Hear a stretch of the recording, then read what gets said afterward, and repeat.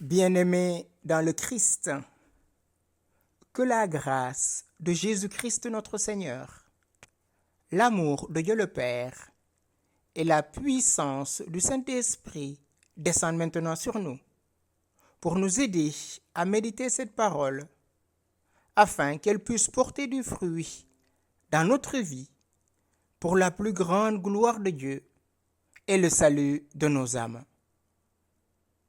En ce troisième dimanche de Carême, j'aimerais méditer avec vous l'évangile de Jésus-Christ selon saint Luc, au chapitre 13, du verset 1 au verset 9. Un jour, des gens rapportèrent à Jésus l'affaire des Galiléens que Pilate avait massacrés, mêlant leur sang à celui des sacrifices qu'ils offraient. Jésus leur répondit, « Pensez-vous que ces Galiléens étaient de plus grands pécheurs que tous les autres Galiléens pour avoir subi un tel sort? Eh bien, je vous dis, pas du tout. Mais si vous ne vous convertissez pas, vous périrez tous de même. » Et ces 18 personnes tuées par la chute de la tour de Siloé, pensez-vous qu'elles étaient plus coupables que tous les autres habitants de Jérusalem? Eh bien, je vous dis pas du tout. Mais si vous ne vous convertissez pas, vous périrez tous de même. Jésus disait encore cette parabole. Quelqu'un avait un figuier planté dans sa vigne. Il vint chercher du fruit sur ce figuier et n'en trouva pas. Il dit alors à son vigneron, « Voilà 3 ans que je viens chercher du fruit sur ce figuier et je n'en trouve pas. Coupe-le. À quoi bon le laisser épuiser le sol? » Mais le vigneron lui répondit, « Maître, laisse-le encore cette année, le temps que je bêche autour pour y mettre du fumier. Peut-être donnera-t-il du fruit à l'avenir. Sinon, tu le couperas. » Bien-aimés dans le Christ, ces deux histoires, l'affaire des Galiléens et la chute de la tour de Siloé, nous posent la question du mal.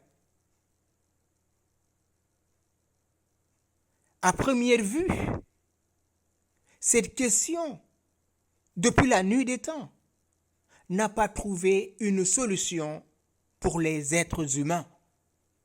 Dès que le mal nous touche, on se demande « Qu'est-ce que j'ai fait au bon Dieu ?» Et cette question, frères et sœurs, vous savez très bien, ça n'a pas de relation directe avec Dieu. Jésus, on lui rapporte l'affaire des Galiléens que Pilate avait fait mourir.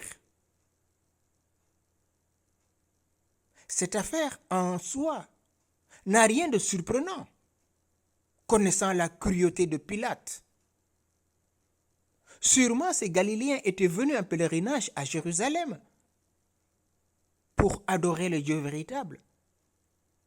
Et voilà qu'on les accuse, à tort ou à raison, d'être des opposants au pouvoir politique romain.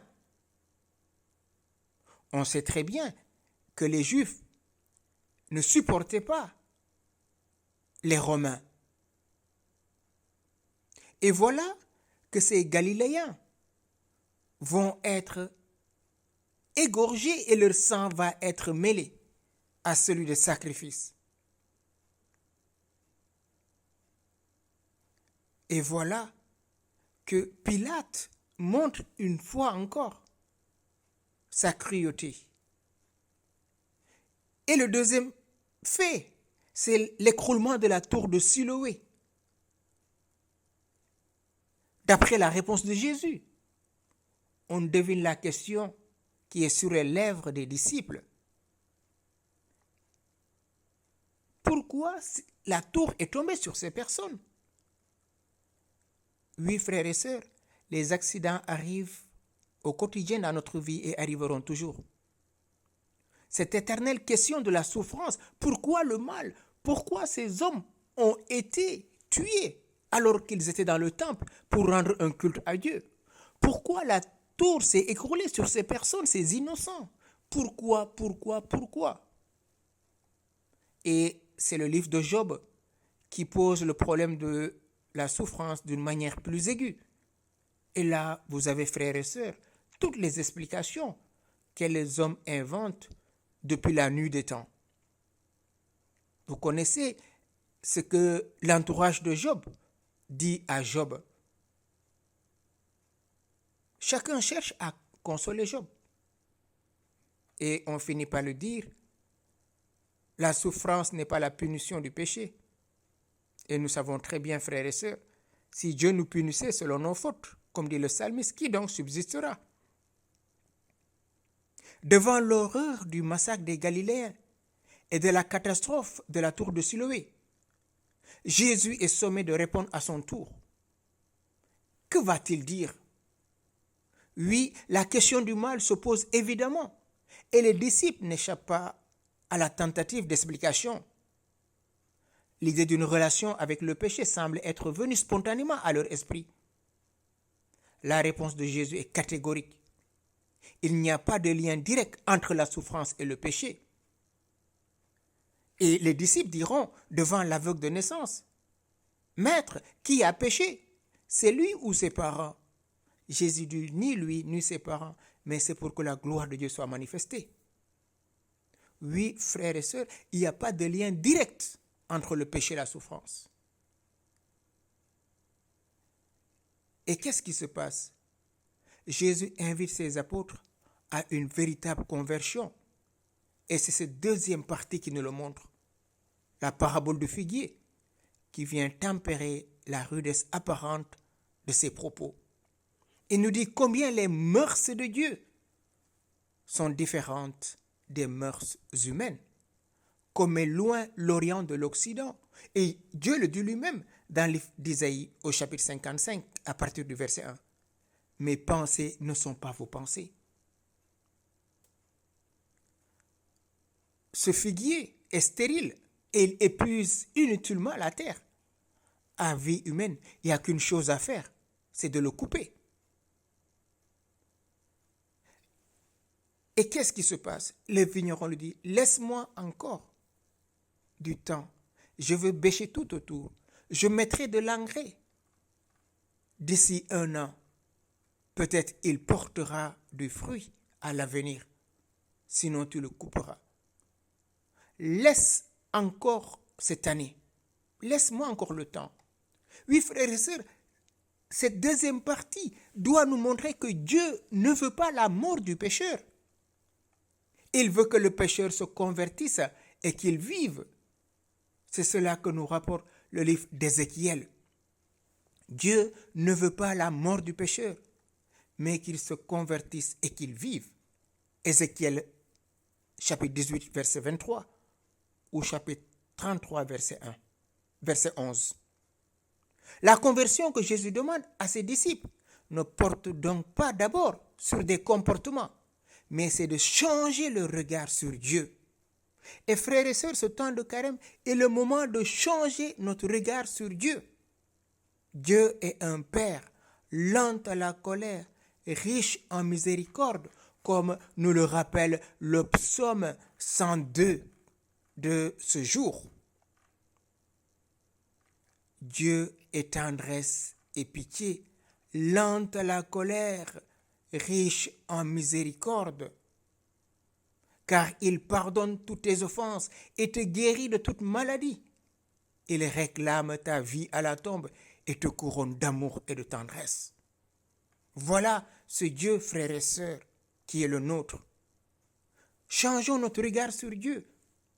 Dès qu'un malheur nous touche, tournons-nous vers Dieu et abandonnons-nous entre ses mains. Car ce malheur qui nous touche, cette souffrance accable, Dieu peut en sortir le meilleur. Mais il n'en est pas l'auteur. Dieu ne veut pas nous voir souffrir.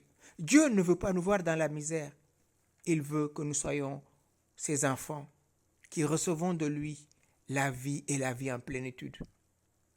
Oui, frères et sœurs, ce qui est arrivé à ces hommes qui étaient en adoration dans le temple, que Pilate va faire mourir, cette chute de la tour de Siloé et tous les événements de notre vie, nous devons les regarder avec Dieu, avec les yeux de Dieu. Et Jésus leur dit, pensez-vous ces Galiléens étaient les plus grands pécheurs à Jérusalem? Ces hommes dont la tour est tombée sur eux, pensez-vous qu'ils étaient les pires pécheurs? Non, convertissez-vous. Oui, frères et sœurs, demandons la grâce d'une conversion véritable. En ce temps de carême, demandons à Jésus de venir toucher nos cœurs, de venir nous donner son esprit de lumière et d'amour. Oui, Esprit Saint, toi qui fais toutes choses nouvelles, viens dans notre cœur. Viens nous embraser du feu de ton amour. Viens restaurer nos cœurs. Nous te confions tous nos frères et sœurs accablés par la souffrance, telle qu'il puisse en être la nature de cette souffrance. Aide-les à lever les yeux vers le Seigneur, qui est tendresse et amour. Oui, c'est difficile devant le danger, devant les épreuves, la souffrance, de considérer Dieu comme un Père riche en miséricorde. Pardonne-nous notre mauvaise conception sur Dieu. Ô Yeshua, viens maintenant par la puissance de ton Esprit Saint nous éclairer, nous convertir notre regard et donne-nous de demeurer en ta présence, de marcher en ce temps de carême en véritable disciple et de nous laisser toucher par toi, de nous laisser transformer par toi. Ô Yeshua, nous te le demandons, toi qui vis avec le Père et le Saint-Esprit, toi qui nous appelles à nous convertir, répands sur nous maintenant ton Esprit Saint